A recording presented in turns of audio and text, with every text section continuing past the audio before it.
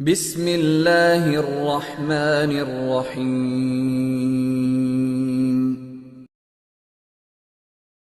1974 میں حضرت والد ماجد رحمۃ اللہ علیہ کو دل کا دورہ ہوا تھا اور وہ صاحب فراش تھے، طرح طرح کے امراض حضرت کو لگے ہوئے تھے، تو میں نے اپنا دفتر بھی حضرت والد ماجد رحمۃ اللہ علیہ کے خوابگاہ کے قریب بنا لیا تھا تاکہ ہر وقت ان کی دیکھ بھال کی جا سکے۔ تو اس وقت ایک صاحب نے مجھے حج بدل کی پیشکش کی۔ اپنے پاس تو اتنے وسائل نہیں تھے کہ خود اپنے پیسے سے حج کر سکوں، لیکن ایک صاحب نے حج بدل کی پیشکش کی کہ حج بدل کر لو میری طرف سے، خرچہ گویا وہ اٹھائیں گے۔ تو دل میں کچھ تقاضا پیدا ہوا، بہت دن سے 10 سال ہو چکے تھے حاضری کو، دل چاہ رہا تھا کہ جاؤں، لیکن دوسری طرف حضرت والد ماجد رحمۃ اللہ علیہ صاحب فراش تھے، اگرچہ طبیعت کچھ سنبھل گئی تھی اور اسی زمانے میں معرف القرآن بھی لکھ رہے تھے۔ تو میں نے حضرت والد ماجد رحمۃ اللہ علیہ سے عرض کیا کہ حضرت میرے پاس ایک پیشکش آئی ہے حج بدل کی۔ تو والد صاحب رحمۃ اللہ علیہ نے فرمایا کہ تم اچھا موقع ہے، جاؤ حج کر کے آ جاؤ۔ بعد میں پھر میں سوچتا رہا، دل میں تردد رہا کہ حج کو جاؤں یا یہاں حضرت والد ماجد رحمۃ اللہ علیہ کے پاس رہوں، لیکن آخر کار دل نے یہ فیصلہ کیا کہ